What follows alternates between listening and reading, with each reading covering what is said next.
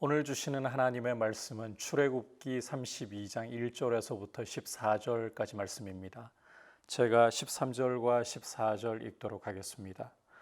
주의 종 아브라함과 이삭과 이스라엘을 기억하소서. 주께서 그들을 위하여 주를 가리켜 맹세하여 이르시기를 내가 너희의 자손을 하늘의 별처럼 많게 하고 내가 허락한 이 온 땅을 너희의 자손에게 주어 영원한 기업이 되게 하리라 하셨나이다. 여호와께서 뜻을 돌이키사 말씀하신 화를 그 백성에게 내리지 아니하시니라. 아멘. 오늘 우리가 함께 살펴보려고 하는 말씀은 출애굽 역사 가운데서 굉장히 중요하고도 심각한 사건이라고 할 수 있습니다. 모세가 산에 올라가서 시내산에 올라가서 하나님과 대면하여 만나는 시간이 길어지자 산 밑에서는 이스라엘이 모세가 더디 내려옴을 보고는 우상을 만들어 달라고 아론에게 요청하는, 그래서 금송아지를 만들어 하나님을 경노케 한 사건입니다. 1절을 보시면 말씀드린 것처럼 백성이 모세가 산에서 내려옴이 더딤을 보고는 아론에게 우리를 위하여 우리를 인도할 신을 만들라.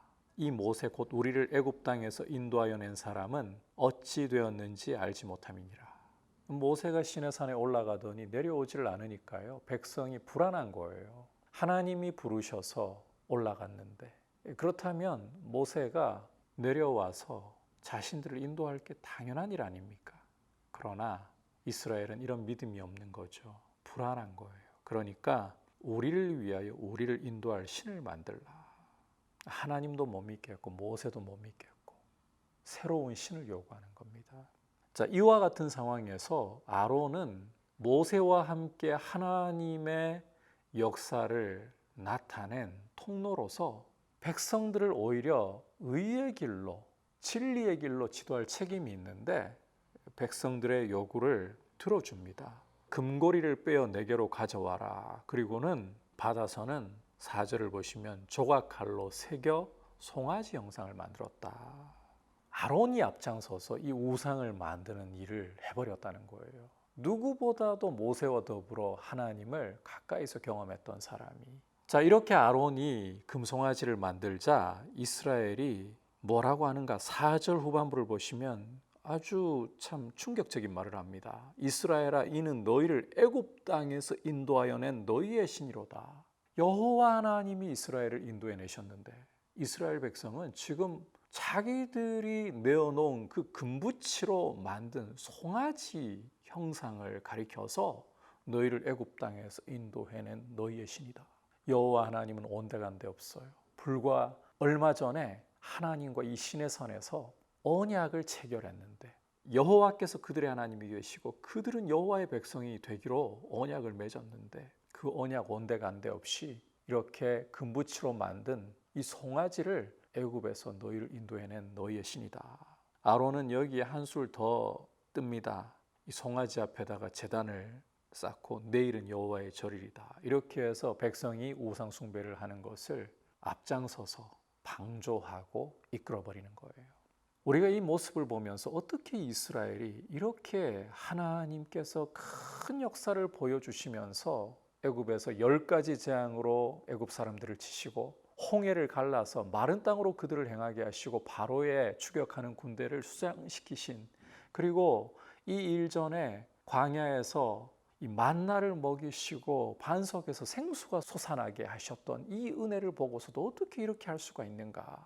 그런데 이게 과연 이스라엘만의 문제일까? 우리도 비록 이스라엘처럼 눈에 보이는 우상을 따로 만들지는 않지만 우리가 하나님을 아버지로 모시고 있고 예수 그리스도를 주인으로 모시고 있고 그 은혜로 살아감에도 불구하고 돈에 또 힘에 우리 삶의 안정과 보장을 얻으려고 하는 모습은 없습니까?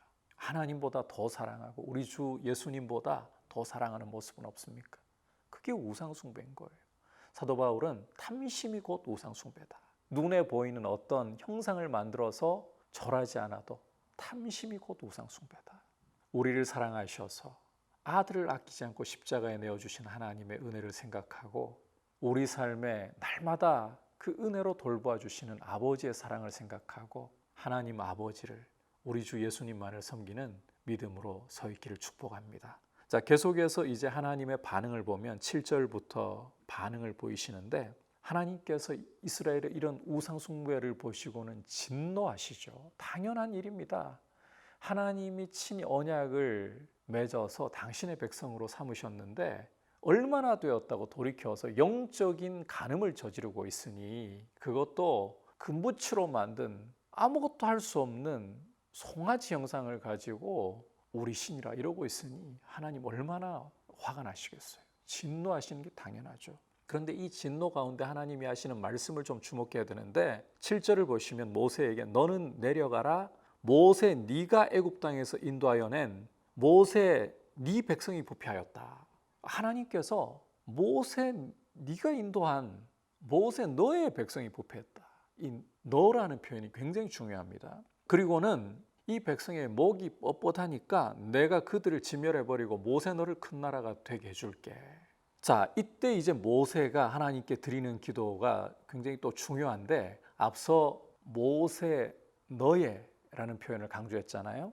모세가 하는 기도를 들어보시면 왜 이 표현이 중요한가가 드러납니다. 11절을 보시면 여호와여 어찌하여 그 큰 권능과 강한 손으로 애굽에서 인도하여 내신 주의 백성에게 나의 백성이 아니라 모세 나의 백성이 아니라 주의 백성에게 진노하십니까? 어찌하여 애굽 사람들이 이르기를 여호와가 자기의 백성을 산에서 죽이고 지면에서 멸하려는 악한 의도로 인도해 내었다고 말하게 하시려 하나이까? 주의 맹렬한 노를 그치시고 뜻을 돌이키사 주의 백성에게 이 화를 내리지 마옵소서.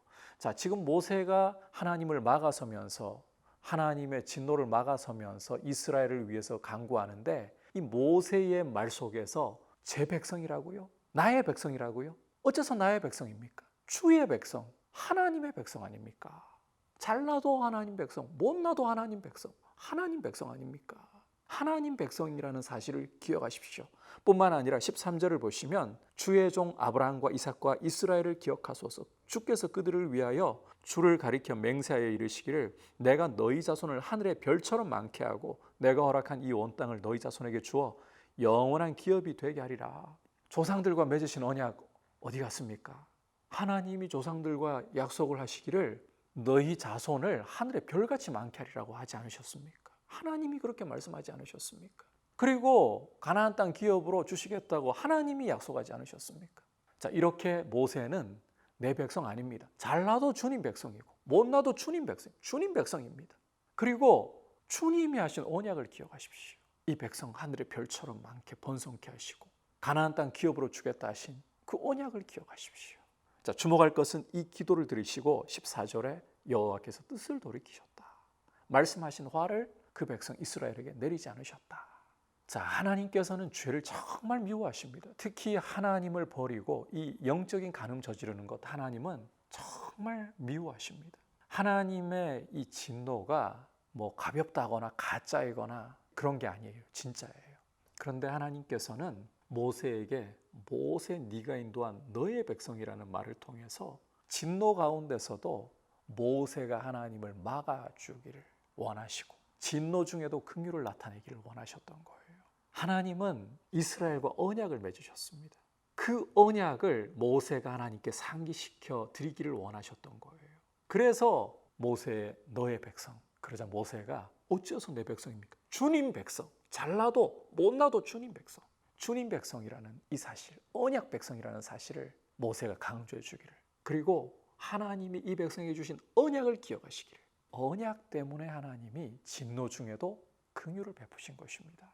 이스라엘에게 조금이라도 봐줄 만한 구석이 있어서가 아닙니다. 모세의 이 마가섬이 탁월해서가 아니라 그 자체가 탁월해서가 아니라 모세도 하나님께 기도를 잘했죠. 언약을 상기시켜 드렸으니까.